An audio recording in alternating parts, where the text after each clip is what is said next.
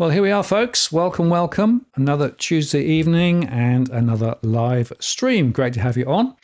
And welcome to all those in the chat. Been enjoying the pre-show conversation about digital IDs and a few other things too. Lots to talk about tonight, of course. I'm just going to keep the pre-show running for a moment or two. I did start the stream slightly early. Got a little bit of a weird issue on my main streamer. I've had this same main, it's a hardware streamer, and I've been running it for about 7 or 8 years. And it sort of didn't want to do what it normally does tonight. So I'm using it, but I'm also running a backup. So if for any reason you suddenly see no signal in the show, don't panic. I'll be back. I'm just, I'll have to switch the other one. So on YouTube, you can actually stream a main stream and also a backup stream. And so if the main streamer stops for any reason, it cuts across to the backup stream. So that's how it should work. But hopefully I won't need it. But, you know, as with all of these things, it's always a matter of, oh, will it work? Well, I hope it will. Anyway, before we get into the main show, a couple of little views. Here's the doggies, of course. They've had their lunch. They're looking pretty happy now, relaxed, hopefully be quiet for the next hour to an hour and a half. Plenty to talk about tonight, of course. And here is the studio, which is pretty much as normal with the multi-view and the chat up there and the program out over there and the other data sets that I've got here ready to share information. And the computer over here is actually controlling the streamer, although the hardware streamer is around the corner. As Cookie says, back from the pub brawl. Yeah. I see other people are throwing in various suggestions for postcodes to look at. I will try and make a note of them, but as I'm on now live, it might be a bit more difficult. So if you don't see me getting to it later in the show, then just bear in mind and put it in again. But hopefully I will. The way that the chat works here is I can go back so far, but the old chat drops off the top eventually. So it's one of those things. And on these shows, we quite often find the chat ratio and you know, the number of people who throw comments in are pretty big. We've got a lot to talk about tonight, of course, with what's going on. And hopefully we'll be able to cover a few points. And it's quite fun, actually, just me. You know, normally I have a guest, and that means that I'm having to think about what they're doing all the time. But now I've got all at my fingertips, so I hope it'll be fun. Right, I reckon we're good to go. So I'm going to take the pre-show off. And I'm going to start the show. I'll be back in just a moment.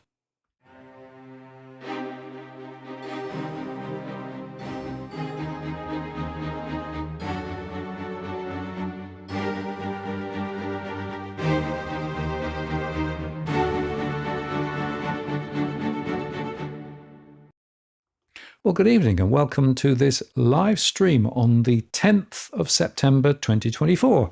It's Martin North here from Digital Finance Analytics. Great to have you on tonight, and thanks very much for taking some time out of your Tuesday evening to join me in another live chat.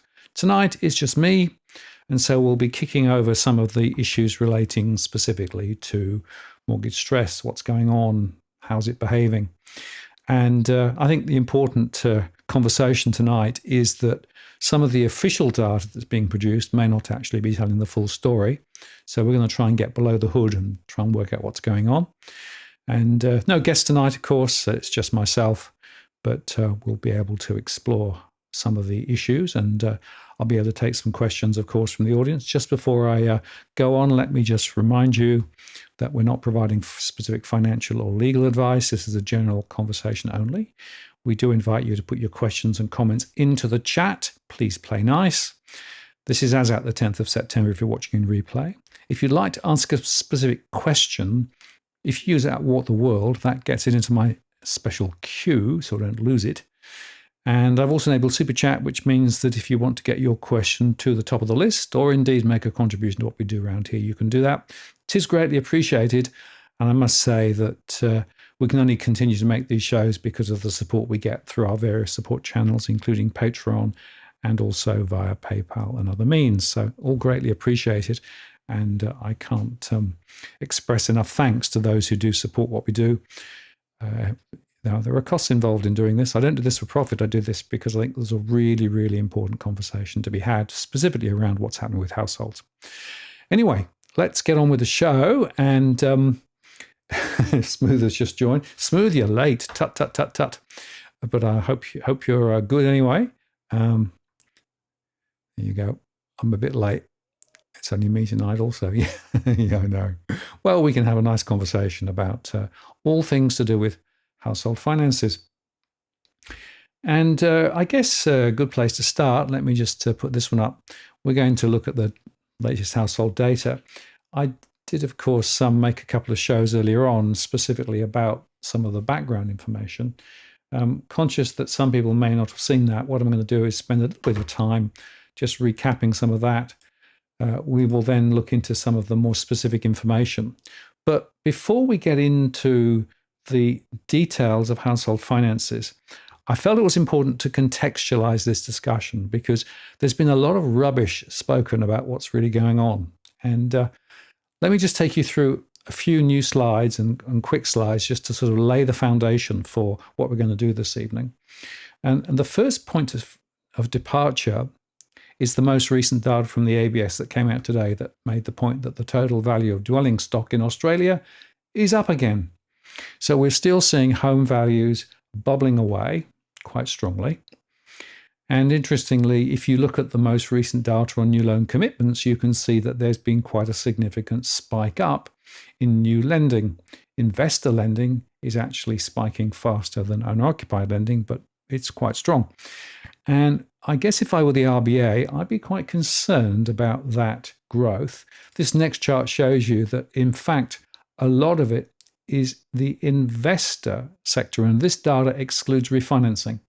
What that means is that some people will be, of course, switching from one loan to another. That's excluded from here. This is new lending. So investors are back, baby. And that, of course, is an interesting and concerning suggestion as to what may be happening. Now, if we then look at the data, this is actually from the ABS, and I think Cookie put this one up, and it's shown you that there's been a significant move in loan sizes for owner-occupied dwellings. And nationally, up 8%, in Queensland up 15%, in South Australia up 12%, in Western Australia up 16%, and then Tasmania just 2%, and NT and AC2 too small to notice. Now that's a big deal because what this says is that we've actually got more people getting bigger mortgages at the moment. So one of the questions I get asked quite often is, well, so is the root cause of stress therefore these bigger loans? And what I'll show you later is that, yeah, it's part of the story, but it's certainly not the full story. And one of the things that I want to highlight is how multifaceted this whole question of how households are faring are. The leverage point of view, bigger loans is part of the story, of course. Now, there's another thing to think about too, and that's also the first-time buyers. We are seeing first-time buyers continuing to purchase. And in fact, if you look at the statistics from the ABS, you can see that at around 10,000 new commitments, that's higher than the trend from 2009 to 2020. So whilst it peaked strongly, and that was all to do with government stimulus, home buyers, and pulling value out of ASIC related funds like superannuation, through the let's pull some money out of our super, which ASIC seem to facilitate quite nicely. It's interesting that we now have the situation where first-time buyers are quite active. And interestingly, the average loan for a first-time buyer is also rising, despite the fact that actually, the borrowing power of first-time buyers is about 40% down from where it was before the recent rises. And there's a very interesting angle here then that says, well, so is it all about interest rates and loans? And the point, I think, is made quite well in this article that, in fact, inflation is smashing incomes more than interest rates are. And I think that's a really important point, and it's certainly that's something that I've been seeing in my analysis and in my surveys, that whilst clearly the steep prices and the steeper loans are part of the story, this higher inflation and indeed higher taxes are what's really eroding household incomes. In fact, as this article says, by triple as much as elevated interest rates. And that undermines the Treasurer's claim that the Reserve Bank of Australia's monetary policy is smashing the economy. No, it's actually inflation which is smashing the economy. And the article broke out some data. This was actually the first part of the story, which showed that the consumer spending power adjusted year on year. And you can see there how inflation and interest payments are actually hitting it. And you can see also that the disposable income is being squeezed down. Now, I come back to disposable income as a really critical point. And in my surveys, of course, and specifically in my detailed analysis, I look at disposable income. So that is income that's available for people to spend after tax. And that's a very important factor because tax has gone up dramatically. And of course, real gross disposable income, so that's what you start with, is also going in a different direction to the one that many people think. So here's data from the OECD and comparing it with Australia that shows that the real gross household disposable income per capita has dropped dramatically. And again, this is part of the pain story. This is why a lot of people are struggling. Disposable income over the last 15 years has been going backwards, and it's dropped specifically strongly in the last 2 or 3 years relative to the OECD. And here's another slide that makes another point which is really important, that while mortgage interest rates may be taking 5% of household gross income, in fact, income tax is now at a record high of 16.4%. So the tax take is a real part of the stress story.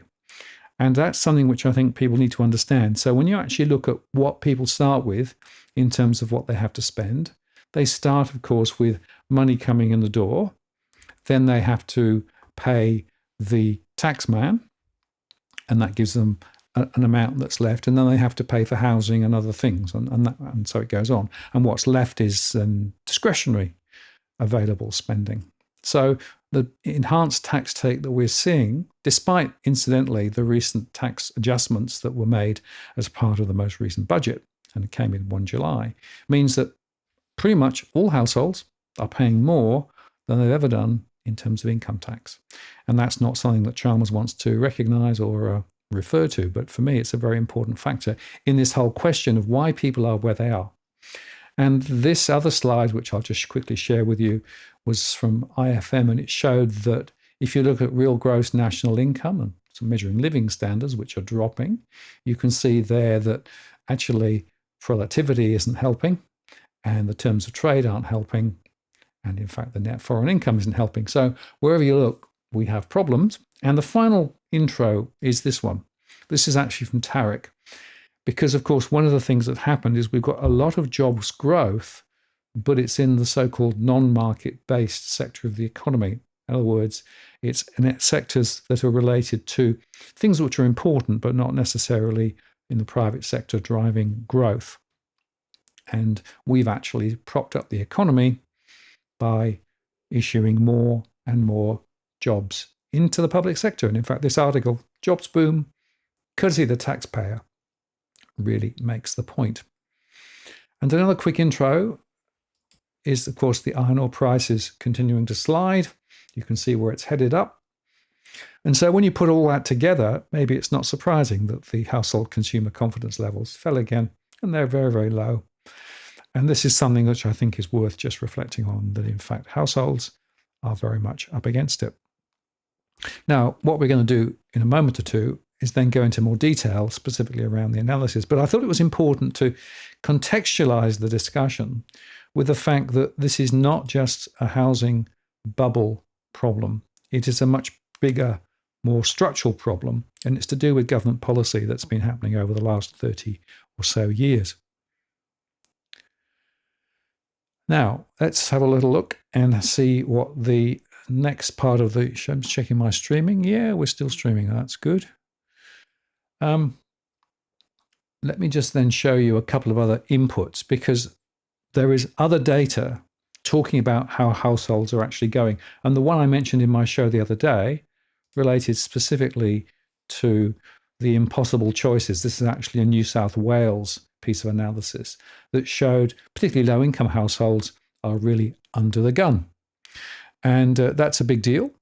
And the problem there, of course, is that it means that we know in line with some of my analysis, that households are up against it. And I have to say that the analysis that they did, it was on a relatively small sample of 1,000, but it was quite interesting, and it did show that the significant pressing areas were housing, and then food and beverages, and then the question of utilities, medical care and health expenses. And they did specifically point out that people were missing food, missing meals, and also missing out on medical care. So all of those factors, I think, are quite important when trying to understand what precisely is going on. Now, when I actually look at the story here in terms of the question of inflation, of course, the RBA did actually, on this last week, Michelle Bullock made a specific story in the high costs of inflation. And in that specific address, she did talk about the reason why this was an important factor to think about and essentially what was going on.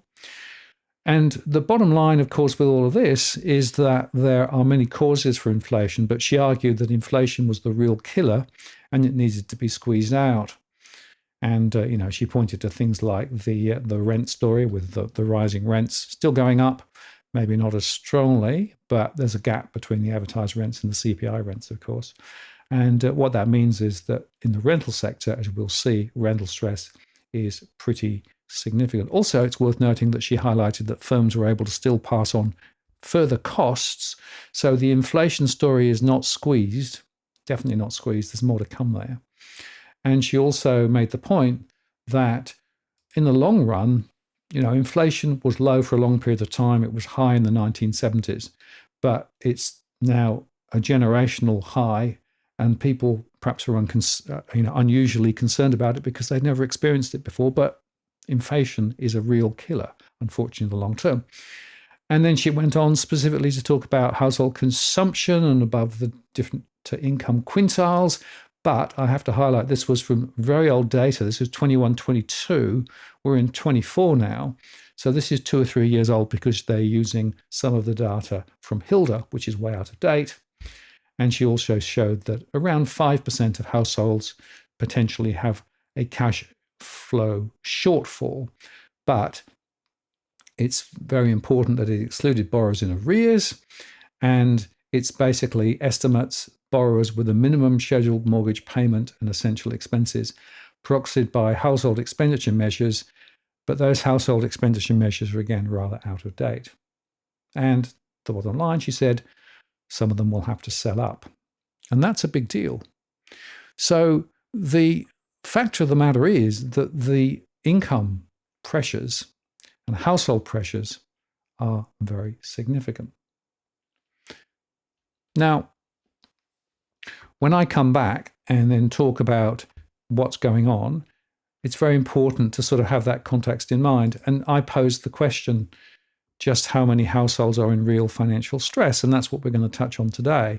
And, the RBA basically said at 5%, that's 180 to 200,000 households, a relatively small number perhaps in their minds, although I would argue that every one of those households are feeling it. But I don't believe that they're actually accurately stating the story.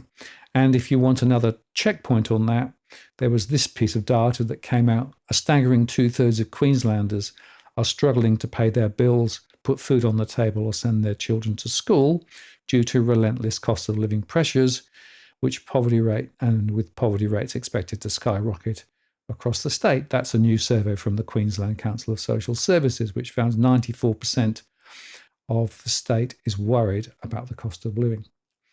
So these are really significant times and really significant data points.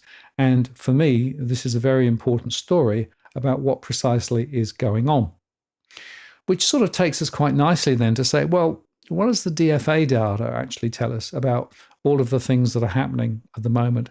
And what's really driving it? Where is the pain? Where is the pressure? And it's important, I think, to contrast this with these sorts of headlines. Is this one that came out, Aussie dream still alive. You can actually buy a home with a 50k deposit. Queenslanders will save 50,000 in savings. Queenslanders with 50,000 in savings can still buy in a range of markets. There's a lot of hopium about And I think there's a lot of miscommunication about precisely how difficult it is for many households. But of course, pump the markets. And, the CanStar data in line with the hotspots was actually responsible for that story. And it was actually in the paper in various parts of the country, including even in Tasmania, where I think there are big issues too. So now, if I then go on to talk a little bit about my models for those who may not know, of course, we survey households. It's a rolling survey. It's continuing all the time. We take that information each month, put it into our core market model. We slice and dice the data all sorts of different ways. And we can also then look at things like where property prices might go based on different scenarios. And we can take the mortgage stress data, the price trajectory, the buying and selling intentions, the migration data, the economic data, take it in the core model, use the scenarios and come up with, at a postcode, region, state and all Australia level, and a view of where scenarios may run in terms of houses. And we'll touch on the scenarios later in the show. Now, before I go on, let me just remind you, for those who may not know, I do actually run a one-to-one service. This is where I can have a conversation with you individually about what's going on. And this is confidential discussion, of course. It's not financial advice, but I can look at my data down at the postcode level. I can look at all the information about stress, home prices, and all the other trends and form a view of where we may go. It takes an hour by Zoom or phone. There is a cost involved simply because there's a lot of work involved to put the data together. And you get about a 30-page report at the end of it. And if you're interested, you can contact me via the blog. Booking 3 to 5 weeks out, got quite a few people who are chatting with me about their situation. But just as we go into definitions of stress now, before we look at the data in detail, now this is important because some people use 30% of income. Those earlier surveys did that. I don't think that's very helpful, but I use cash flow, money in, money out. And my argument is if households have more outgoings than income, we define them as stress. If they have a mortgage, then they're in mortgage stress. In renting, they're in rental stress. And investors, of course, are also measured in terms of cash flow terms. We can look at the data to estimate the total financial stress at a postcode level. And we can look both in percentage terms and counts. Percentages gives us one view, count another. I think on the law of big numbers, the count's quite important, but the latter therefore is what I tend to focus in on, but we might touch on some of the percentages later too. Now, just on stress and the spectrum of household financial stress, I want to come back to this chart. This is actually quite a good one because it's from the RBA, and they make the point that people can have mild budget pressures, but it grades into severe budget pressures, missing payments, and ultimately insolvency. The point to make is that insolvency is not a good measure of stress. The fact of the matter is that this earlier pressure is where it's all at. And so I measure it here in the very early stages of budget pressure where people are having to prioritize, cut back. And if they don't have enough free cash flow to do all the things they want to do, and then we put them in the budget pressure area. And then as we go on, we see often over 2 or 3 years, people move into missing payments and then into perhaps insolvency if they haven't sold. Quite a few people sell in this period here. And the question, of course, the RBA is where are you actually missing? Where are you measuring? Where are you measuring stress on your modeling? And I think, frankly, the RBA is probably measuring it a bit too late. So let's then look at the stress data for the August month. And the thing about this is that the stress data is obviously morphing over time. But we can look here and we can see that in August, firstly, rental stress is still very high, 76% of households. That's a very large number, as we'll see. So since the outbreak of COVID and everything else, the rental stress has gone through the roof. I think the reasons why is pretty clear, as we discussed earlier. Mortgage stress, 50% of households with a mortgage, an unoccupied mortgage here, are in difficulty, compared with 32% back before COVID. And by the way, the debt to income ratio is relatively high, but of course it misplaces the number because it spreads it across all households, not just those borrowing. So actually it's closer to 6. Now this is the data that we had based on the most significant information, the recent information. And quickly, just to show you that the charts here in percentage terms are in yellow, where it's higher than last month, and blue, where it's lower than last month. I'm just going to grab some water, hang on.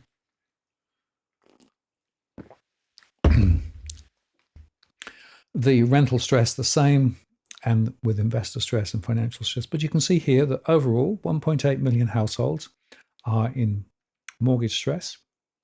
That's out of the 9.7 million households. But it's about half of those borrowing. The rental stress is 2.38 million, 76% of those in the rental sector. Just going to clear my throat. I'm going to mute for a second. Hang on.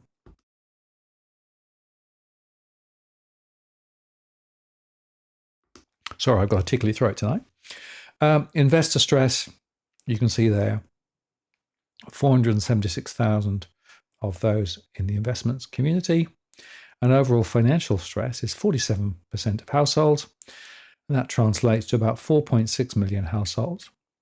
And that means that just under half of the 9.8 million households across Australia have some financial pressure.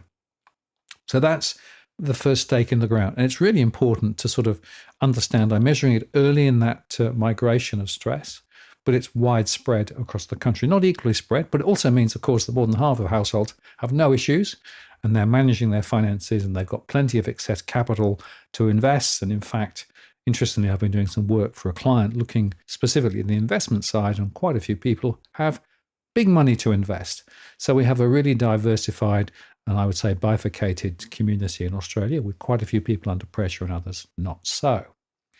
Now, if we then go on with the story, we can then look at the overall story by segment. And this, of course, is my cohorts.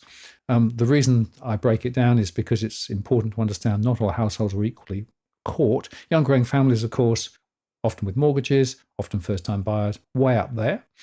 You can also see that some of those on the urban fringe and in the battling urban outskirts are also quite exposed to. Others less so, the wealthy seniors not so much, the rural families not so much, and even some of the more mature, stable families and the suburban families are actually doing it quite well. On the rental stress front, it's still the multicultural establishment, the first generation Australians who've come in, the migrants.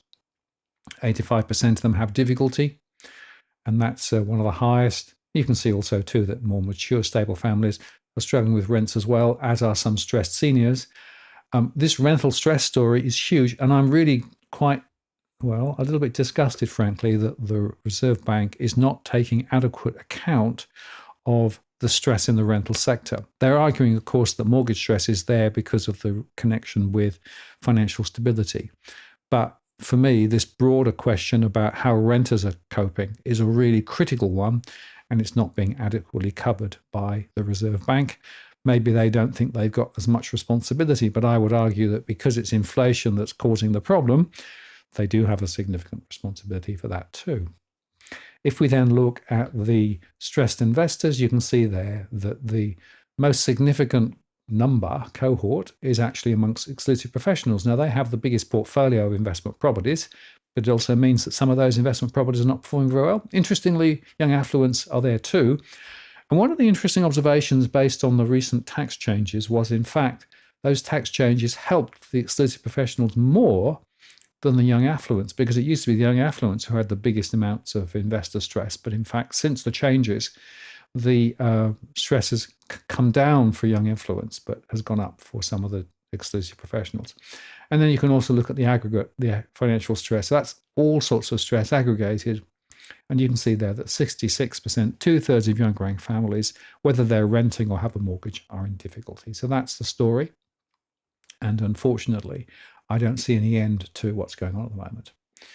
Now, we can spend a little bit of time just looking at the top line story with regards to where the postcode analysis is, but I really would like to get on to some of the mapping quite quickly and then go into the details, because I went through some of the earlier data on my show. So if you want to check that out, do so. But I will just put up this slide, which is actually the mortgage stress slide, which shows you that it's Liverpool, Campbelltown, tapping in Western Australia, Toowoomba, Camden, and then Narre Roxburgh Park, Pakenham, Berwick.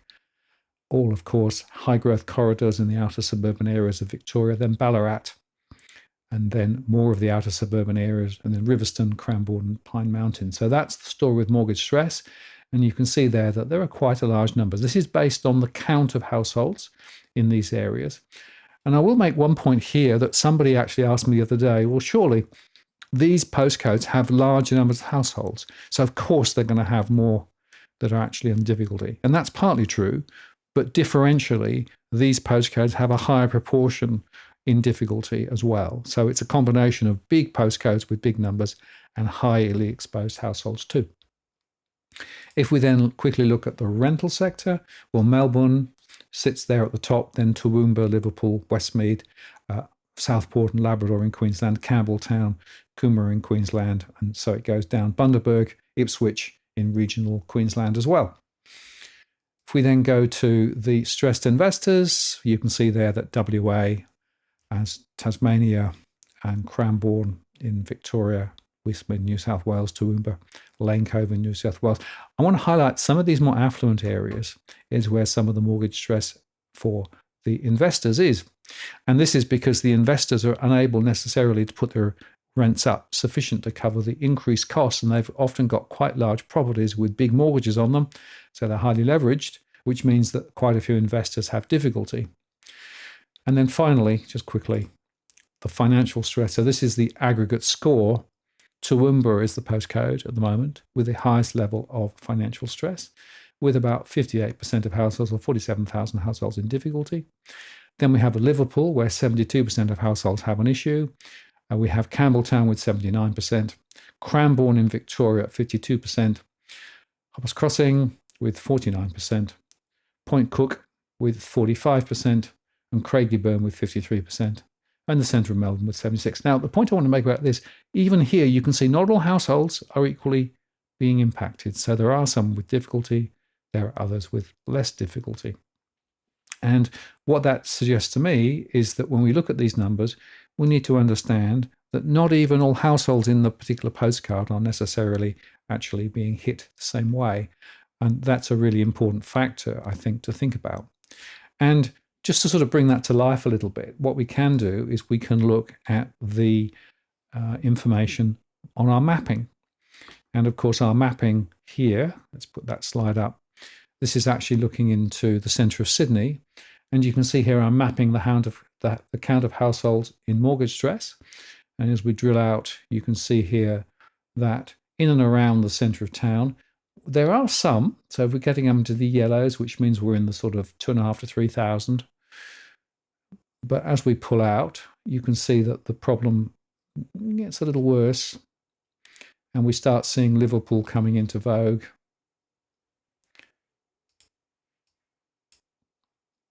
And other western suburbs as well, up towards Blacktown, some of those areas as well. So you can see here we've got the ring of fire around the west, of course. There are pockets, of course, closer in. Now, if we were to go to Melbourne, we can do a somewhat similar story and show you the angle there. So this is the Melbourne story. And once again, oh, hang on, sorry. Try 3,000, Martin. Sorry about that. There we go, 3,000, yep. So this is the Melbourne story. This is the count of mortgage stress. And you can see there that the stress levels build as we move out. Not uniform, patchwork quilt as always. But as we go west, we can see Wyndham shows up. Big problems there in the mortgage stress market.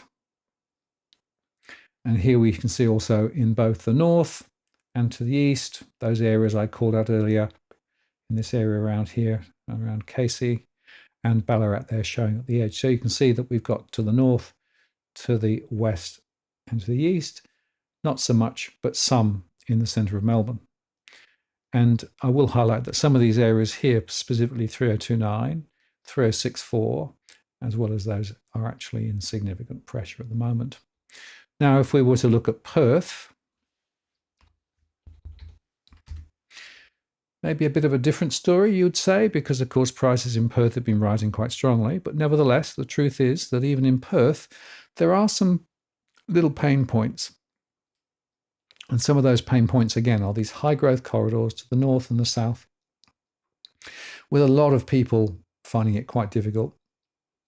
This postcode here, 6065, is one that really stands out. There are some other ones to the south and to the north. And as we pull out from Perth, we can see that on the coast, 6030. Stop making postcodes up, Martin. And down towards Rockingham, a few pressure points too. So again, even in those buoyant areas of Perth, mortgage stress still exists. And interestingly, the default rates in the west are actually higher at the moment than in many other parts of the country. And I might just do 4,000 to give you a comparison. Because in Brisbane, the mortgage stress story is also patchwork quilted again. In the centre of town, some stress. As you pull out, places like Camp Hill, or if you pull out further, you can see that other areas, like Mount Crosby, for example, Ipswich coming in there. And as we move out, even towards the Gold Coast, there are some pressure points too. So once again, it's worth just understanding that this is very much a question of different locations with different types of communities experiencing the different pressure points. And I could go on and I could show you the financial stress maps and everything else, which I might do later in the show, depending on the questions. But I wanted to sort of move the conversation forward and just spend a little bit of time on the scenario side of our analysis. The reason that scenarios are important is because the scenarios tell us quite a lot, potentially, about what's going on and gives us some sensitivities to where things may play out. So if I look at the scenarios, you can see here that we're talking about ways of thinking about the future. This is not a forecast, and I always get frustrated when people quote this back to me as a forecast. It's not a forecast, it's a sensitivity. And the scenarios run forward from today, and there are three that we look at. The first one is the good old Goldilocks zone. So let's assume that the rates stay full later next year. Inflation eases in line with expectations from the RB. Wage rises continue. We don't get a recession and migration remains strong. So that's the sort of the best scenario. The next scenario is the softer landing one, where you've got rates staying at 4.35% through 24, and in fact stay there and rise a little later because inflation still is sticky, and the inflation stays above target until 26. No recession, but migration dials back. And that's either because of government policy or because people choose not to come to Australia because of the economic problems that are generated there. The third is the nightmare scenario, where you see rates rising above 4.35%. They stay high through 2025, along with inflation that's still sticky. Unemployment rises, wages growth stalls. We get a recession in Australia. Rates fall later because they try and react to it. Migration drops well below average, and we're cooked. So those are the three scenarios. And what that gives us is a view then of how this all plays out when we actually think about looking at it down at the granular level. And, I can show you some scenarios for individual postcodes, which I will do in a second. I also have those at a high level. I'm not going to show you the high level ones today because those aggregate scenarios really are masking the significant variations down at a postcode level. And I keep saying, go granular, look at the information granularly, because that will tell you what's really going on. So I think with that introduction out of the way, what we can do is then get into individual postcodes. And I'll just use this one because I happen to have it at hand to walk you through the way that the modeling works. Some of you may not have seen this before. So this allows us to look at the households in this particular postcode. This is postcode 2500, which is including the central Wollongong. And it's one I know very well, of course. So there's 18,000 there with, you can see there, 27% own outright, 23% borrow, 49% are renting. It's a lot of rents. And you can see there we measure the stress levels for mortgages, 28%, rental stress at 82%, stressed investors and overall financial stress. We can look at the mix of property. So how much is houses, how much is units or other types of property that could be living over retail or other types of property. We then have a breakdown in terms of the people ratio, which is, if it's higher, then that's families. If it's lower, it's individuals or couples.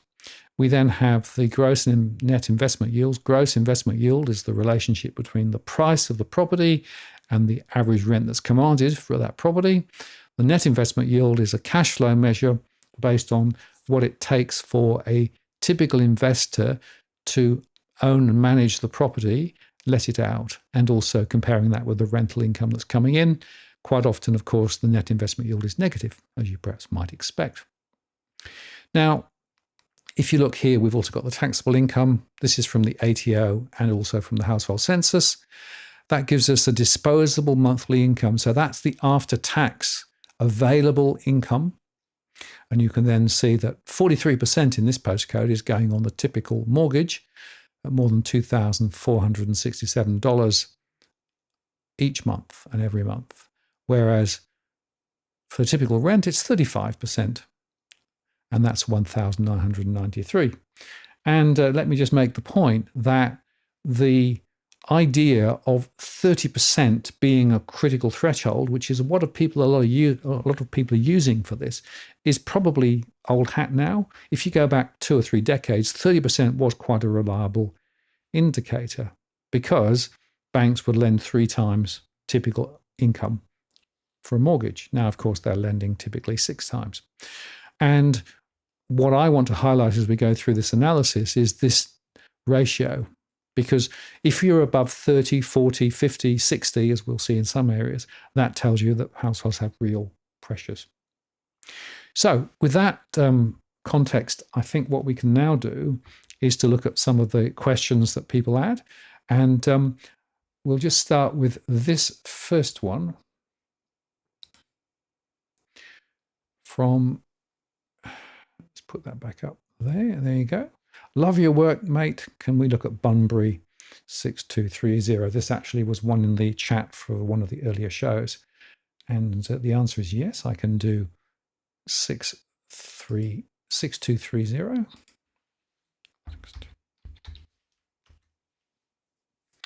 Okay, let's put that one up. Just going to switch that across so you can see it. Right. What I've done is I've just made this larger. I had some feedback from last time that people couldn't always see the numbers. So I've sliced off the chart, but you've still got all the data. So you can see here in Bunbury, 18,000 households are actually there. 28% own outright, 38% are borrowing, 33% are renting. You've got 62% of borrowers in mortgage stress, 88% in rental stress. You've got overall financial stress at 57%. You've got 80% of houses, small number of units and other types of property there too. The people ratio is above 2, so that's going to be couples, maybe some families too. The vacancy rate, this was back when the census was done, and that, of course, was when COVID was in full force, so that may be overstating, but it could also be to do with second homes and those sorts of things, 10%. Gross investment yield is 3.8, net investment yield is minus 0.9. The average taxable from the ATO was 81,000, from the household census 76,000, and that gives us a disposable monthly, on average, of just over $5,000. And you can see in this postcode, 35% of income on average is going on the mortgage, typical payment $1,820 a month, and 29% going on the typical rent. And you can also see there that the scenarios are also showing you that the best case scenario is still growth. There is still growth in Western Australian prices. However, on the base case, almost no growth, and in fact, over 3 years, potentially a bit of a fall, and the worst case, a more significant fall. And by the way, if in fact the worst case were to come, the falls would be quite significant. So that's the sensitivities that we've got. Now, while I'm on the sort of the pre-asked ones, I had a few that were in the chat earlier on in the show. So 6065 was one that I was asked for, which is that one there. And 6065, which includes Hocking and various other places. You're tapping, you can see it all there, Wanneroo.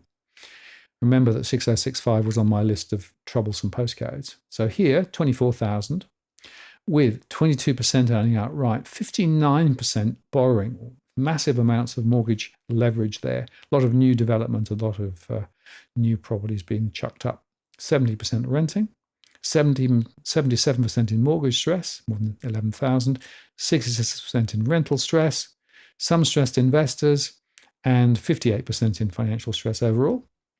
94% of houses, of course, they're squeezed together, and a small number of other types of property. The people ratio is higher. This is mostly families. The vacancy rate of 4.6% was a little lower than the previous one. Gross investment yield 3.8, net investment yield minus 0.4%.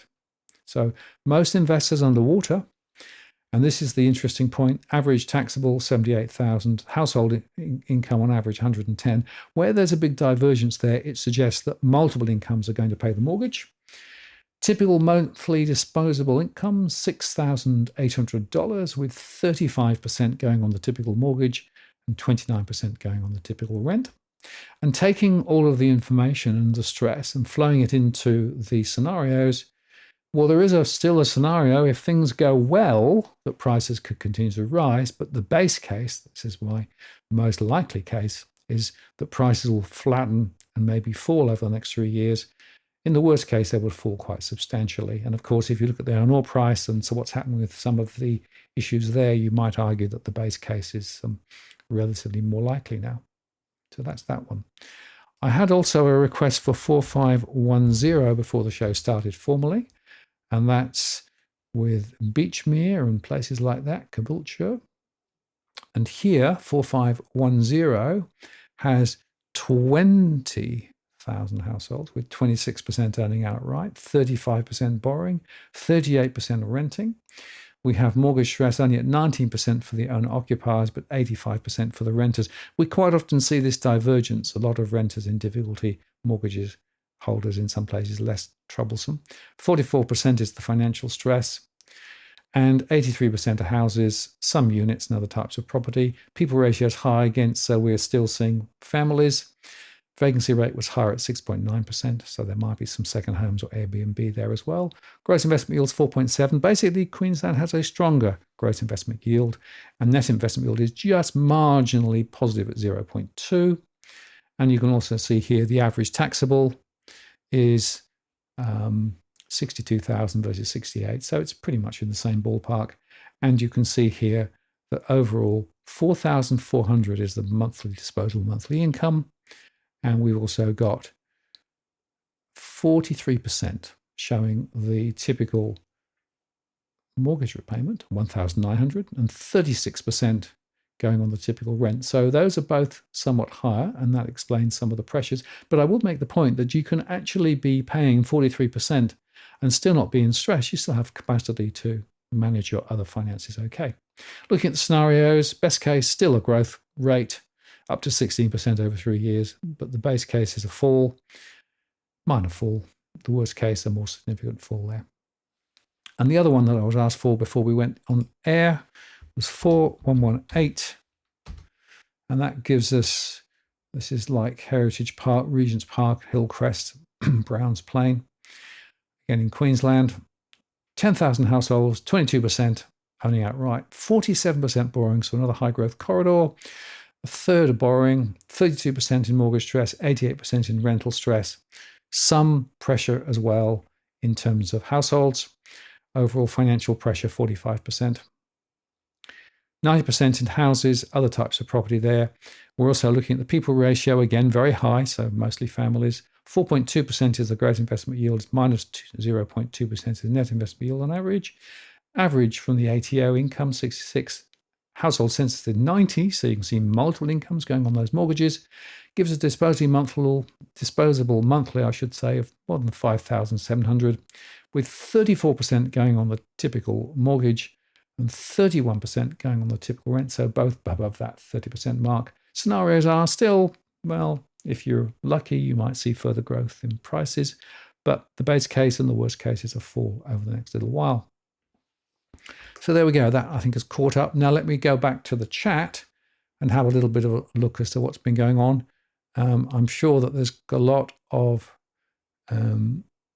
significant points to make. Cookie made the point. Let's put that one up. Those average loan numbers are horrendous, absolutely. It is, of course, very, very significant set of issues. But like I said, it's part of the story. It's not the full story. The tax take and all of those things absolutely crushing many people. So let me just see what else we've got in the chat here. Oh, we've frozen. Oh dear. Sometimes the chat freezes when in fact we have so many chats going on. We've got a lot going on there in the chat at the moment. So keep those chats coming. I'll try and catch up. Let me just see what else I can find here. Whoa, missed. Come on. That's it. Okay. Here's one. Sunnybank, 4109, please. Let's try putting that one in.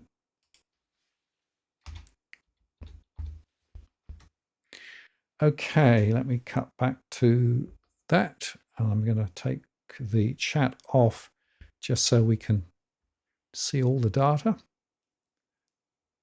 I try to make the slide a bit smaller, but then you can't see the number. So, okay, so this is Sunnybank. So we have 12,000 households here, 36% are outright, 27% are borrowing, and 35% are renting. You've got a third or 30% in mortgage stress. You've got 80% in rental stress, and you've also got some stressed investors too. So financial stress overall is about 42%. You can see here that 83% are houses, small numbers, other types of property. People ratio is above 2, so we've got families as well as individuals. Vacancy rate was 7.2%, so it's possible that there is some Airbnb and second homes there. Gross investment yield is 4.7. Net investment yield is 0.8. You can see here taxable income was 69,000. Household census said 87,000. So again, multiple incomes gives a disposable monthly on average in the postcode of $5,600. 40% going on the typical mortgage at $2,288 a month each. 36% going on the typical rent at more than $2,000 a month. And you can see the pressure there is quite significant. Looking at the stress translates into what may happen to prices. Best case scenario, still growth, maybe up to 17% over the next 3 years, but the base case is a bit of a fall, and the worst case is a more significant fall. And we're seeing that quite often across the various locales. So that's the 4019. Hope that was helpful. Here's one, 2200. Let's put that one up now. Okay, so this is in the Bankstown area and includes Bankstown and Condell Park. It's going to take your post off so we can see. So here we have 15,000 households on average. 25% are owning outright, 28% are borrowing, 46% are renting, so a lot of renters in the area, 23% in mortgage stress, 86% in rental stress. Some stressed investors, but overall financial stress at 55% is somewhat higher than we saw in some of the other areas. We've got 38% of houses, lots of units, 44% other types of property there too. PPP ratio is high, so again, families. Vacancy rate was 8.8%, and we had 3.4% of gross investment yield and minus 0.7% net investment yield. So many investors are losing money on a cash flow basis. So they're going to be hoping for capital appreciation, which we'll open in a second. Taxable income from the ATO, 63,000, 72,000 from the census. So there's a bit of a disparity there. So maybe multiple incomes giving $4,700 on average, 50% going on the typical mortgage. That's high. And 43% going on the typical rent. So $2,368 versus $2,000 for the rent. Looking at the scenarios, best case, 11% over 3 years, base case down 8% over 3 years, and a worst case down 28% over 3 years. Units following on quite closely. So that's that one. And it's interesting, quite a few of these outer suburban areas are actually seeing some issues there.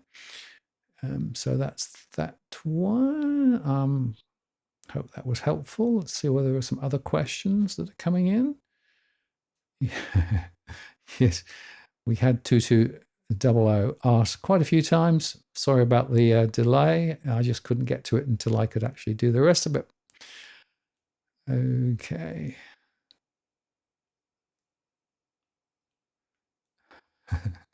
Drew says this is quite funny. I'm like John Campbell, who had to take a video down about the truth, just like the government in camera meetings. Well, I don't know. I am talking about this stuff because I really think it's important. I really think that this is a very significant factor that people aren't really understanding. And the more that you look at it, the more you realize that the truth is out there if you want to see it. But of course, a lot of people prefer not to see it. Okay, here's another one. 2486.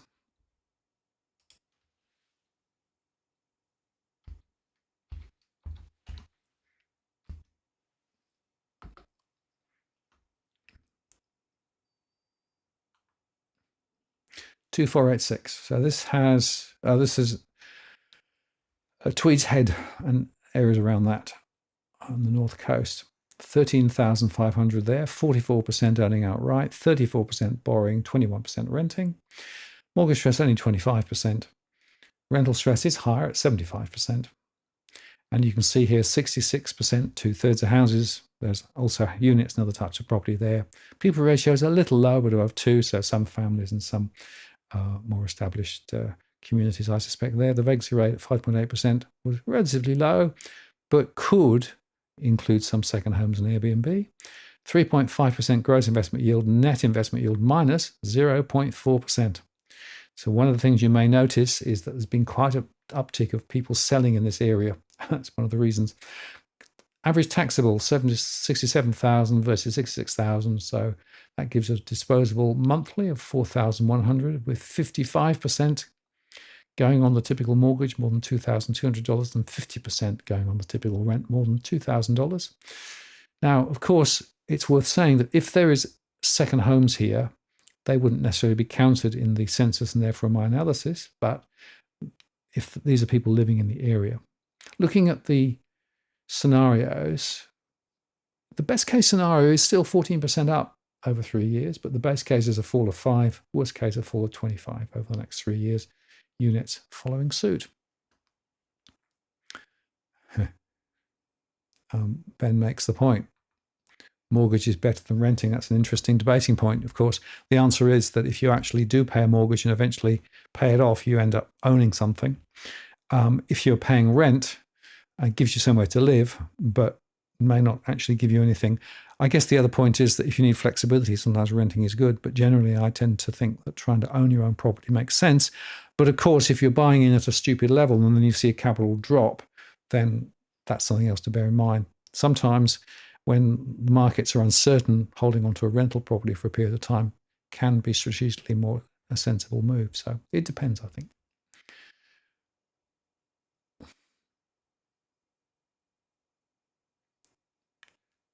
Okay, interesting debate here. Blanket statement in this case holds true, considering 6% of all properties have a mortgage against them. Well, actually, it is interesting. So there's a third, roughly across Australia. 1/3 of people own outright, roughly 1 people rent, and 1 people have a property with a mortgage on it. That's roughly the top level split. It does vary. So roughly 2/3 of people are actually in the owner-occupied on the occupied gain, although those owning outright is dropping over time. Those owning with a mortgage is rising, and those in the rental sector are rising. So the sector that's losing out here are those that have paid off their mortgage. So that's the sort of the bottom line data point. All right, let's see what else we can find in the, whoops. Thank you very much for the super chat. Really appreciate that. 2110. Give that a go. See, super chats work. This is Hunter's Hill. Let's put the slide up.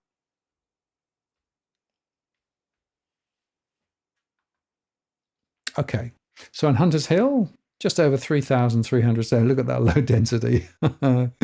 Must be room for some more houses there.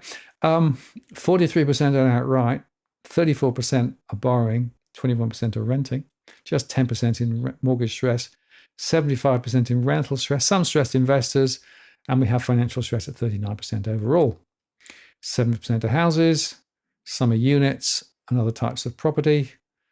And we've got relatively high vacancy rates, so there's maybe some second homes and Airbnbs in the area as well. 3.7% gross investment yield, just under the water level for net investment yields. Look at these taxable incomes, 229,000 on average, 175,000 from the census, gives a disposal monthly of more than 8,200, with 63% going on the typical mortgage and 32% going on the typical rent. Now, I make the point, these are big mortgages, more than $5,000, because the properties, of course, were very valuable in this area. The rents are very high. But even then, the overall levels of mortgage stress are quite low. But that's because, of course, more affluent households have more capacity to still pay the bills. And it is true that we are getting more and more people at the lower end of the income scale falling off the plank, as it were, whereas those further up are definitely more insulated from what's going on. Although over time, as I've said before, over time, what happens is that some of those more affluent households, if they've got investment properties, they've got ways out. They can sell the property, but sometimes their cash flow is under pressure. And so I do see pressure among some households in the more affluent groups as well. Okay, here's one. Mr. Poke Dragon 2036.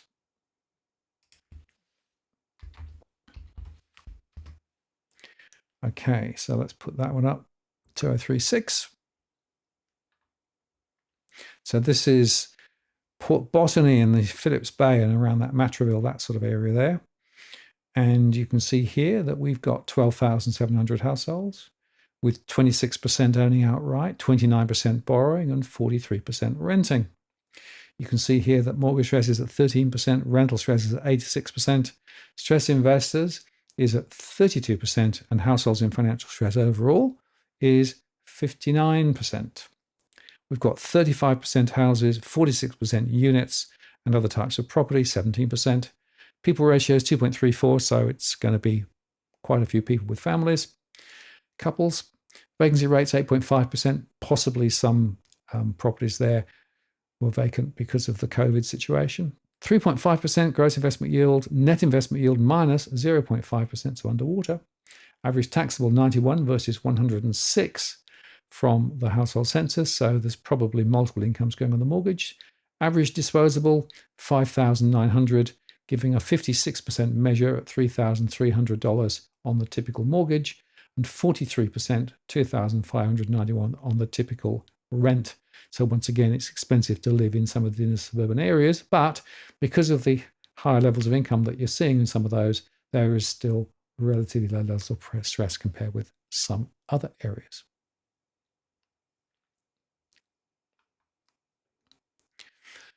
Okay, Samuel asks for 4655. 4655, which is Craig-ish, Happy Valley, Torquay, Susan River, quite a significant area there actually.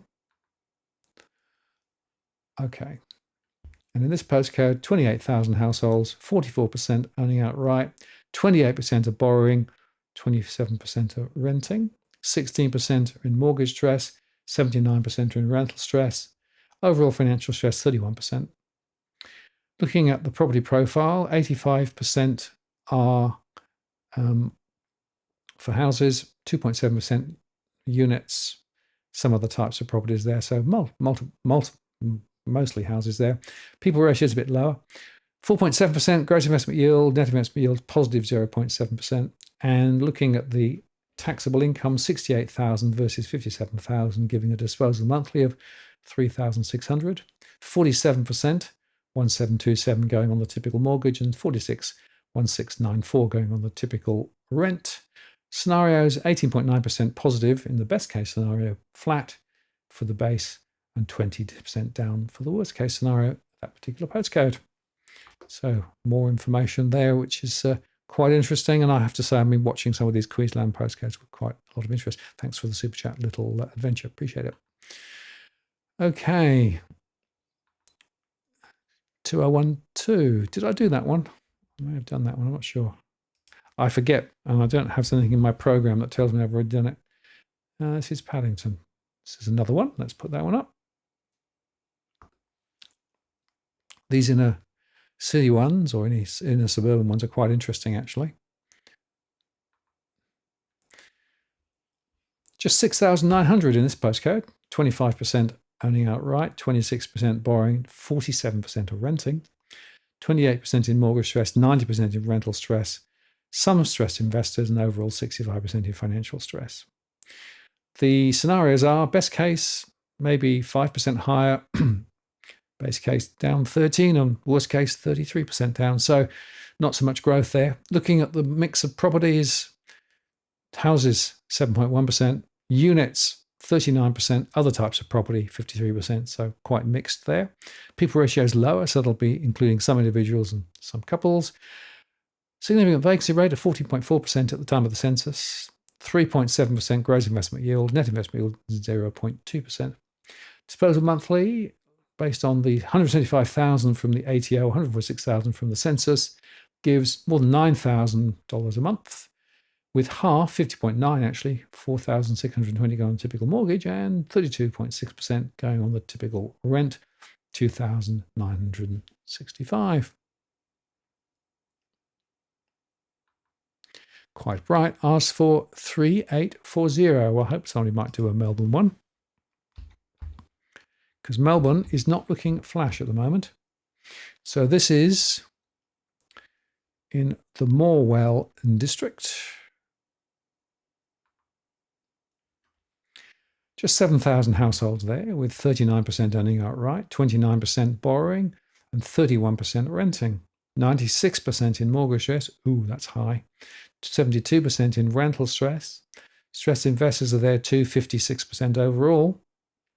87% are doing 87% houses, 6.3% units, and 5.8% other types. We've got people ratio of 2. We've got vacancy rates of 9.5%. We've got 3% on the gross investment yield, minus 1% on the net investment yield, 68 versus 53,000 on the census versus the ATO, giving a disposal monthly of 3,600, with a third 35.3% actually going on the mortgage, 1,300, 29%, 1,072. And the scenarios are even the best case scenario. More falls, I'm afraid, in the base, significant falls in the worst case, shocking falls. So Melbourne is not looking very strong. Ronald, thank you very much. Super chat there. Thank you for that. And you asked for 383981, which we can happily do.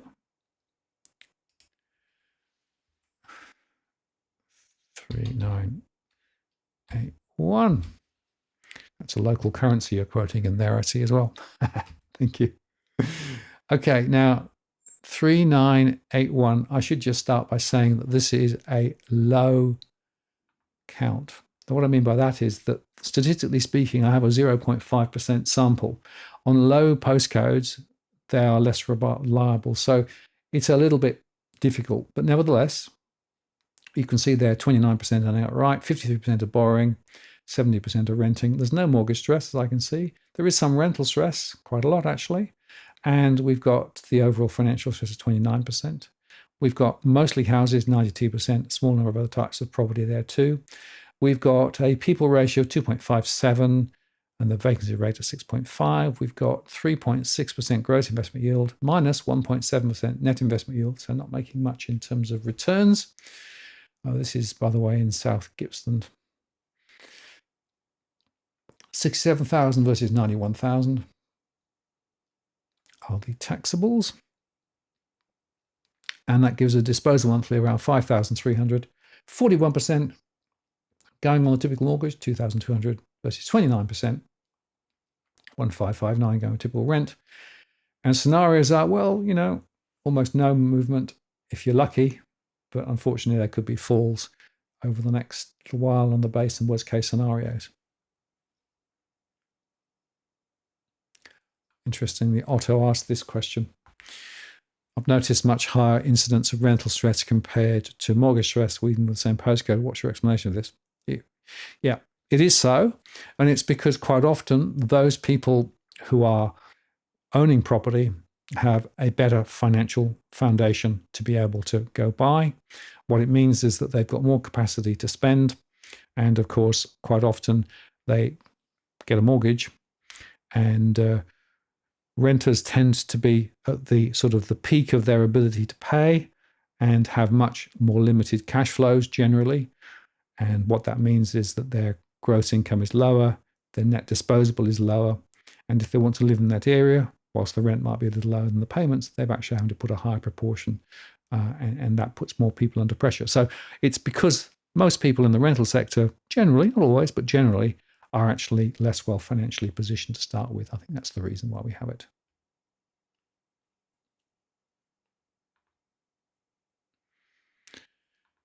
You're very welcome. Glad to help.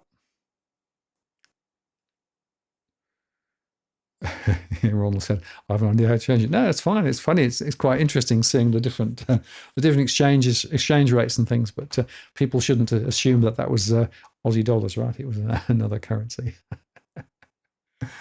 Okay.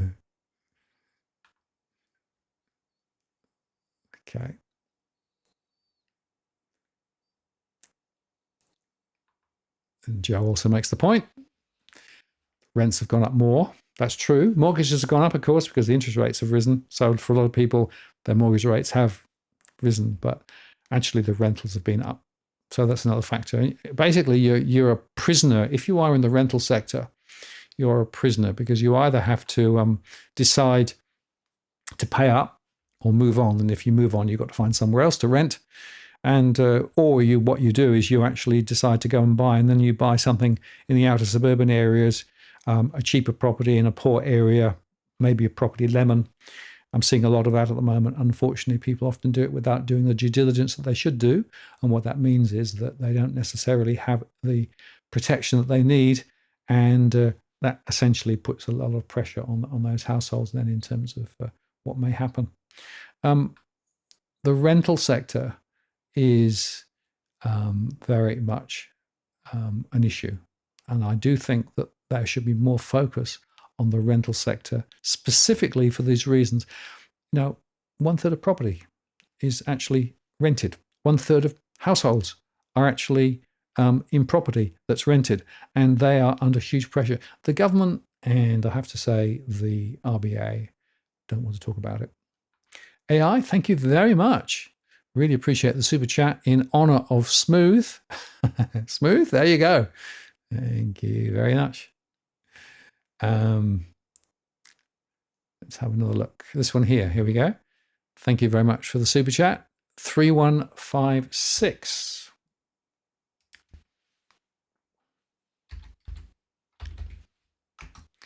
Ferntree Gully. Interesting area, Ferntree Gully. Could tell you some stories about that, but I won't. Let's just knock that off so we can, whoops, get rid of that. The chat's very excited at the moment. Okay, Ferntree Gully, 14,600 there, 34% earning outright, 47% are borrowing, a lot of new development, of course, and recent construction there, 18% are renting. Not much mortgage stress, but quite a significant amount of rental stress in the area. It says 100%, it's plus or minus a few because it's grossed up, but it's still quite significant. 90% of houses, small number of other types of property. 2.55, so families as well as individuals and couples. Vacancy rate, 12.2%. Gross investment yields, 3.2. Net investment yield, minus 0.7%. Looking at the taxable, 77,000 individual, 101 household. So you can see here that multiple incomes often are going to pay that mortgage. Disposal monthly, 6,443, based on the data I've got, with 37% going on the mortgage at $2,400, or 30%, 1,944, going on the typical rent. Looking at the scenarios, best case would be a 5% rise over 3 years, base case down 14, worst case down 34%, units following suit.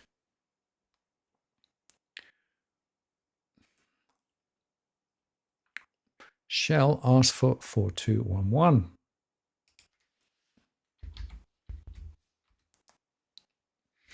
So this is Beachmont, Highland Park, Nerang, Pacific Pines in particular. It's one I've been watching quite closely. Let's just knock that off so we can see. Okay. Here we have 23,000 households with 25% owning outright, 46% borrowing, 27% of renting, 8.7% in mortgage stress, 91% in rental stress, some financial stress as well, 32%. 69% are owned as houses, 7.2% are units and other types of property there, 23%. 2.56, so again, families. 4.7% the vacancy rate, 4.5% gross investment yield. Net investment yield is positive, 0.4%. Taxable income, 69,500 versus 89,800, according to the census and the ATO, giving a disposal monthly of $5,500, with 41% going on the mortgage, 2,288, and 38.4%, 2,142, going on the typical rent. And looking at the scenarios, best case, still a rise, base case, flat, worst case, a fall. And quite interesting. I think the Queensland story is really interesting and it's morphing quite quickly. Jason, thank you very much for the super chat. Thanks for bringing the stream to the masses. Thanks all for the chat. As smooth suggests, I might lose my crown. If you like the stream, perhaps consider hitting the like button. Costs nothing and helps Martin. Indeed, thank you. Well, please do like. Thanks very much, Jason, for the super chat. Always appreciate it. It really helps to cover the costs of what we do here. And my little adventure, thank you very much for the super chat again. Appreciate that. And then I think you went for 2063. So we'll give that one a go.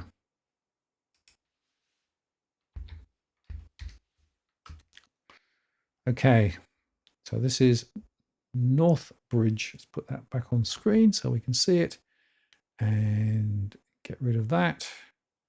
Okay, so this is Northbridge around Lane Cove, that area, just over 2,200, low density, I noticed. 27% owning outright, 46% borrowing, 36% renting. Not much mortgage stress, but 83% in rental stress, some stressed investors and some financial stress as a result of that. 74% houses, 90% are units and other types of property. 2.67%, the people ratio, so again, families. Vacancy rate 6%, 3.6% gross investment yield, net investment yield minus 0.3%. Average taxable, 224,000 versus 201,000, so pretty high.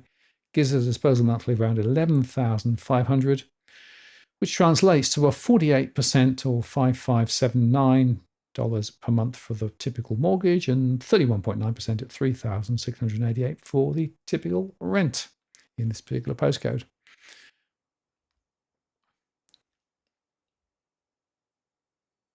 Otto makes a very interesting point there. The world system works to get renters who can afford to jump out of the pan and go into the fire. Absolutely right.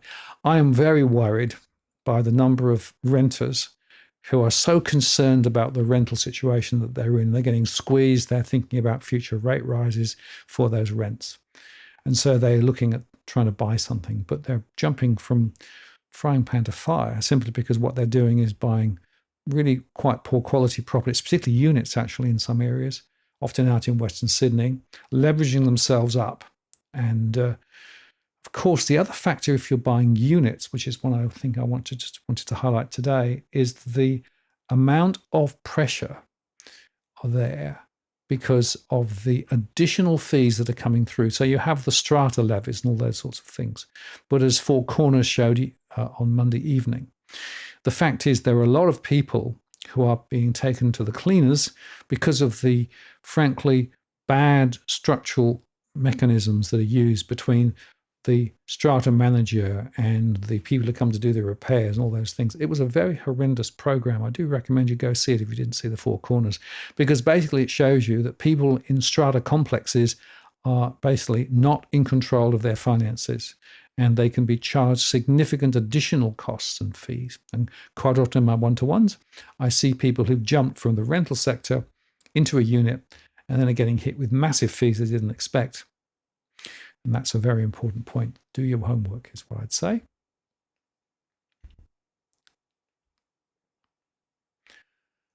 Okay. What else have we got? Okay. Question here from Hongstander 2285 for Runcorn 4113. 413. Put the slide back up.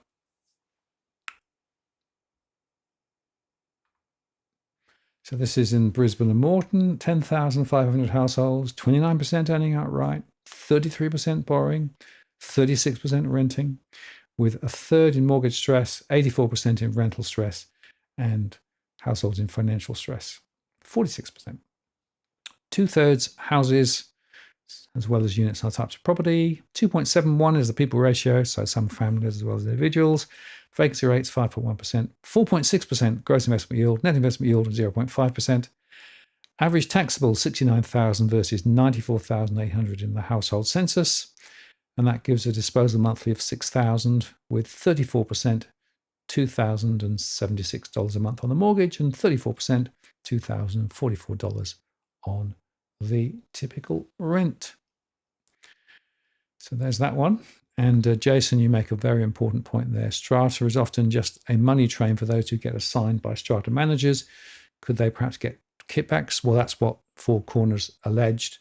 And I think you're probably right. You probably put more on that on it, because the fact of the matter is that it's all connected. So they actually had a chart in that particular show. They showed the connection between the builder, the strata manager, the people coming to do the repairs, and a few other holding companies and everything else. It is pretty concerning what's going on there. And again, it's not well regulated, and I'm not even clear who really is responsible for it all. So a lot of people are being taken to the cleaners. Australia, Truly Asia said, how about 2155? I see many purchased in 21, 22 are selling. Yeah, the short selling is actually quite interesting. Short duration hold. It's a real thing. So this is now in the Blacktown area, of course, and includes Kellyville Ridge, and Rouse Hill. Let's put the slide up so you can see it. It's certainly a little bit of a story to tell here, I think. So you can see here, 23,800 there, with 56% borrowing, 18% owning outright, 25% renting. A lot of people with mortgages, a lot of new development, of course. Relatively new and selling now, as you say. 28% in mortgage stress, 76% in rental stress, some stressed investors, 42.5% in financial stress.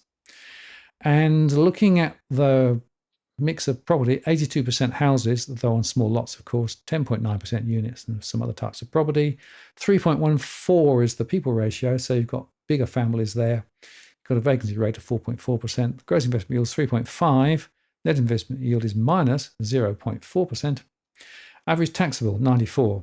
Household income, on average, in the census, 158,000. So you can see those multiple incomes going on the mortgage, which gives a disposal monthly around $8,800, with 40% going on the typical mortgage at just over $3,600, and 33.9%, $2,990 going on the typical rent. From a scenario perspective, in the best case, still growth, but the base case and the worst case are falls. And indeed, in some areas there, I have seen prices on the way down. So watch this space. I do think that is one of those postcodes, and there are a few other ones that are actually worth watching, where people are changing their tune and beginning to move back and sell. I think we're going to see more forced sales. It's one of the things that I've been watching quite closely, and in fact, quite a few people, for example, down in the down the coastal strip, down towards Wollongong, I've seen quite a few people who bought 2 or 3 years ago now selling there, and prices are continuing to ease back there too as well. Now, Trevor asked for Mawson Lakes 5095, and happy to do an Adelaide postcode.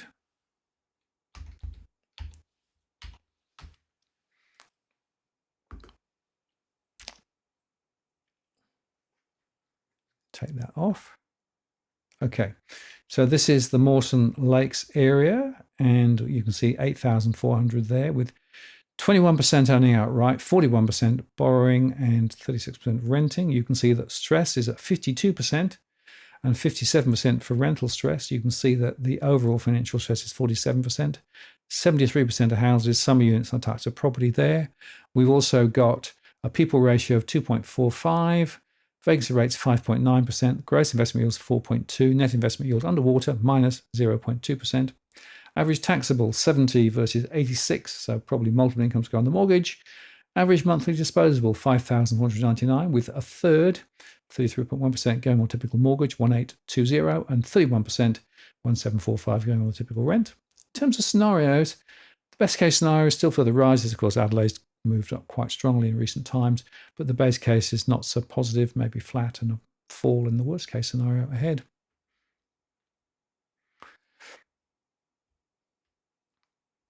See what else we've got. Running out of time, I think, so we'll have to move on. But before we do, 4879. This is Palm Cove, up in the Cairns area, or north of Cairns. Spent some nice holidays there in the cooler time of the year. And here we've got 8,800. With 29% owning outright, 39% borrowing, 30% renting, 41% mortgage stress, 54% in rental stress, and overall financial stress 35%, 78% of houses, 12% of units, and some other types of property there too, 2.1% ratio, so some families, but maybe some couples as well, 13.2% vacancy, and of course that includes Airbnb and holiday homes, those sorts of things will be there.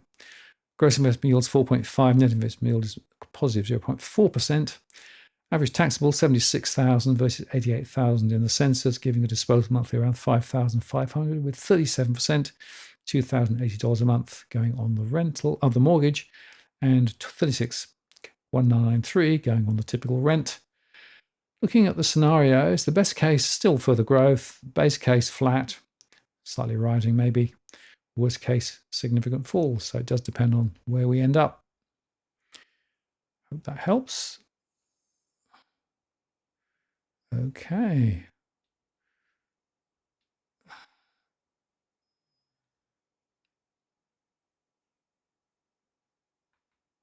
So Joe is saying, would love to know why 4305 and 4306 have been smashed so hard, seeing your map colour over in Brisbane. Yeah. Well, of course, remember that the map is showing there the total count of household. The critical thing about Brisbane is that the population ratio is much lower, so the density is lower, and that means that the counts on a national scale are quite a lot lower. When I'm looking at an individual postcode, I'm looking at the proportion in that particular postcode rather than the absolute count. So the earlier map was count. This was actually looking at it differently, right?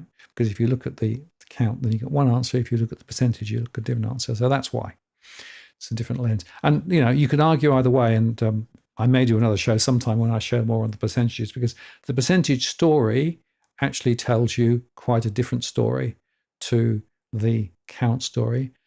But the fact of the matter is that if you look at it, in terms of the big numbers, then I'm interested in where those big numbers are, because those big numbers, if they start changing their tune and selling, they could tip the markets over quite significantly. Whereas in small postcodes, if you could sell, it won't impact very much. That's why I look at the big numbers. Ben asks for Gordon, 2072. Let's do that one.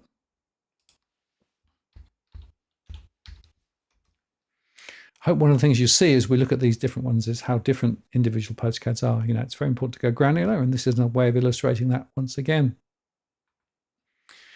Okay, Gordon in New South Wales, just over 3,300, so a small count, 32% own outright, 32% borrowing, 35% renting, 15.4% in mortgage stress, 85% in rental stress, some stressed investors as well. It's quite higher than what we've seen elsewhere, 69% in financial stress overall, 45% of houses, 48% of units, and other types of property. Gordon, of course, is undergoing quite a significant change with a lot of high-rise development in the area. It's on the train line. 9.5% vacancy rate. People ratio is 2.4, so families as well as individuals. Gross investment yield is 3.5. Net investment yield is 0.1 positive. Average taxable 135,000 or 127,000 for the census, giving disposable monthly around 7,100, with 50% going on the typical mortgage, 3,640, and 40% 2,875 going on the typical rent. And looking at the scenarios, small rises, if you're lucky, base case a fall, worst case a significant fall ahead. Jason said, that's quite funny. Palm Cove, government will introduce new charges to bring that 0.4% yield down to negative. Either that or insurance flooding zones will. Yeah, good point. The investment yields up in Queensland, Perth, and Adelaide have been quite a lot stronger than elsewhere.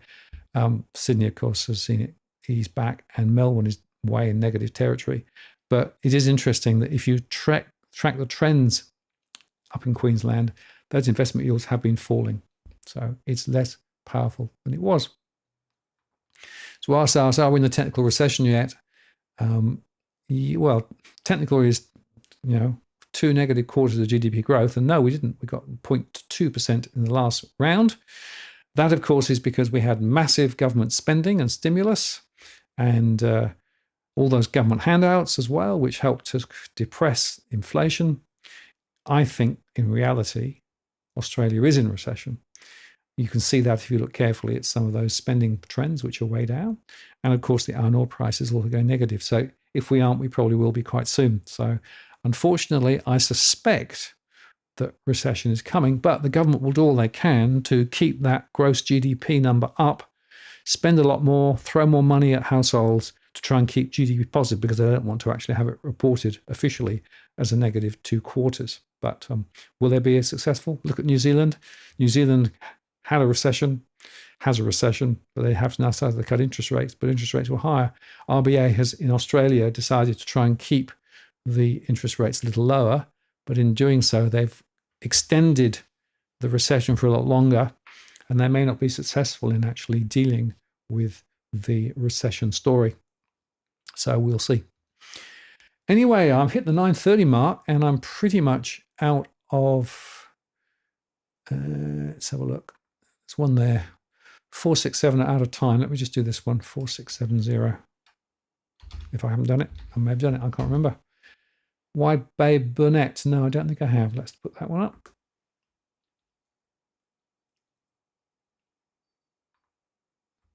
So this is Bundaberg, places there around there.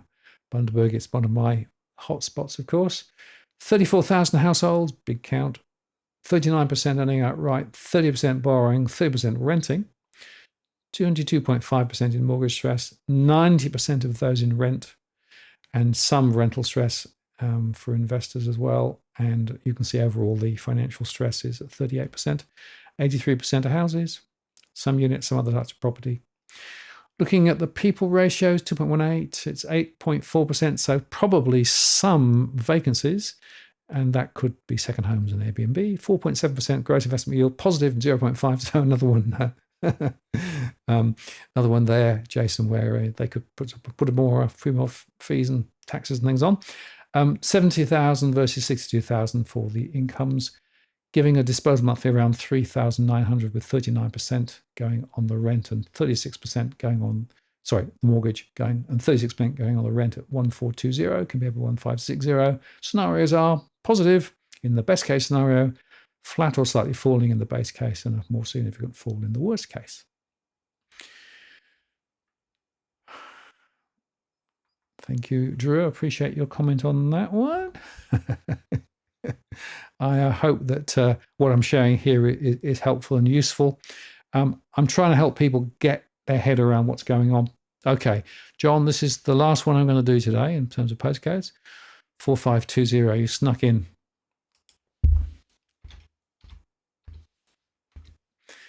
And we're in Mount Sampson. And there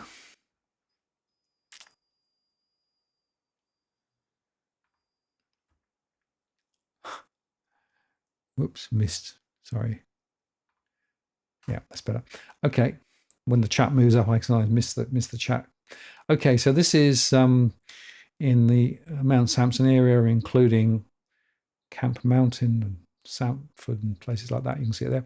4,600 households. 40% own outright, 52% are borrowing, 7.3% are renting, 42% in mortgage stress, 100% in rental stress, plus or minus.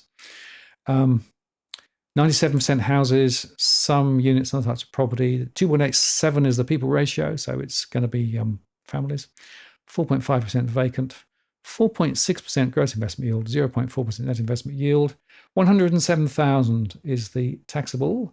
145,000 is the census income, and that suggests multiple incomes going on the mortgage, giving a disposal monthly of $8,100, with 36% going on the typical mortgage and 29% going on the typical rent. And there you are. That will have to do for the story today from the issues relating to postcodes. I could go on all night, but I'm going to run out of voice, and I'm probably going to run out of things to say. But let me just go back to the slides and just make a couple of closing remarks, if I may. The first point to make is that if you are in financial pressure, and there are a lot of people who are, it's very important that you reach for the right help.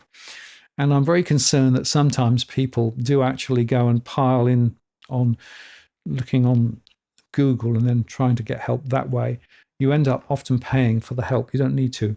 The National Debt Helpline 1-800-007-007 is a government-backed area that can help. They actually have financial counsellors now, according to what the Reserve Bank said. These counsellors are very much busier now. A lot of people are reaching for help, but that is a really good source for help if you've got difficulty. And if you are needing to organise your thoughts, this other tool here is quite helpful. This is actually the AFCA Statement of Financial Position tool. It's actually available on their website if you go to the AFCA website. And you can actually put in a whole lot of information and get your thoughts in order in terms of what money's coming in, what you owe, what your living expenses are, what you own, those sorts of things. And it's a very useful tool to be able to focus your thoughts, because, of course, I find that quite often when I talk to people, they don't actually have a very strong sense of what their cash flow is like, what their money coming in is, never mind what they're spending it on. And quite often they're spending it on the things that make the most sense. So a tool that helps to focus the mind is quite important. And I do recommend that tool. There are others out there, of course, but it is very significant for people sometimes to be able to go through that process. And as I say, reach for help. If you've got a mortgage, the banks are obliged to help. There is a hardship scheme, but unfortunately the hardship scheme just often extends the inevitable for a year or so, as ASIC recently showed in their report. But the bottom line is there is help available. Order your thoughts, look at your cash flow, and then prioritize effectively. Look for those high interest charging things to get rid of those first if you can. Be careful of grabbing more loans or buy now, pay later, or even payday loans. I've seen some people use that because that doesn't necessarily help. But if the cash flow pressures are insidious and growing, then you probably have to think more radical. And that's why we do see more people now beginning to move to sell their properties and move on, or indeed restructure their finances considerably, which can include refinancing, extending the length of the loan, which means paying more interest, but perhaps over a longer period of time. But be careful, the banks are pushing people to refinance, but sometimes they're actually not helping by doing that. Remember, the bank's interest is protecting their security, not necessarily protecting individuals. And that's my basic takeaway for tonight. I mean, the Reserve Bank is talking about those with a mortgage under difficulty, looking at it through the financial stability lens. I'm looking at it from a household lens, and I do think there are more households in difficulty. Unfortunately, this is going to play out in the months ahead with more stress and more difficulty ahead. So it's important for individuals to try and get their household finances into order, which means some discipline, which means some prioritization, and which means trying to do the right thing and not necessarily just piling in for that big mortgage to buy that property that you can't really afford, which there are people still doing that. And the banks, of course, as we saw in those statistics, are lending more than ever. Well, that's pretty much it. Just before I go, let me just say that if you want to get more information about what we do, go to the blog. That's information there. You can also support us via Patreon. And in fact, we have quite a few people who do that. Really appreciate those who do. And specifically, if you want to get information on the more than 2,000 households, 2,000 postcodes, you can actually subscribe $50 a month. Had a few people do that recently. And I send that out each month after this show. So I'll be going out in the next 48 hours. And that gives you that breakdown that you saw for the postcodes for every postcode that I model. And that gives you also a lot of other information as well. So that is available if you want to get hold of it, and just go across to Patreon and sign up. Anyway, that's it. I think I'm done for tonight. Thank you very much for watching the show and taking time out of your Tuesday. And thanks for all the comments. Thanks for all the super chats. Been really appreciative of that. I hope you found it interesting and informative. I hope you found it also informative in a way that helps you to plan if you need to plan. And I would simply say this: if you do have financial pressure and financial stress, don't put your head in the sand and just ignore it and hope it'll go away. All the experience that I've seen in recent times is that this financial pressure is going to be with us for quite a long period of time. It's going to be quite difficult for people to manage, but the decisions that you take can make a really big difference. And so don't put your head in the sand, address it and find a way through. And if you can, you will, and that's going to then be helpful for you and your families. Right, that's it. I'm out of time. Just to say that next week, Tony Locantra will be on, and you and I will have a game of Locantra bingo as he goes through some of his thoughts as to what's going on. So join us for that. The week after that, I've got Edwin coming on, Edwin Almeida coming on the Tuesday live. We're going to do a special on some of the structural issues that we found on properties recently, and go into a deep dive on what those structures look like and what we can draw from it. So that should be fun. We'll show you some videos and go into that. And the week after that, Damien Klassen is back with talking specifically about the markets, about what's going on there. So that's the lineup in the weeks ahead. So look forward to those shows. Check out my recorded shows, of course. Every day of the week, I'm making shows specifically on finance and property. So check those out. And thank you very much for your support, super chat, and for spending some time with us this evening. Just before I go, we should just check the dogs out. Oh, there they are. They haven't moved, haven't made any noise at all. So the next thing on my agenda will be walkies with the dogs. Thank you very much for spending time with us this evening. Take care. Keep well. Hope your finances are in good order. And I'll look forward to seeing you on the next show. This is Martin North from Digital Finance Analytics, signing off. Cheerio.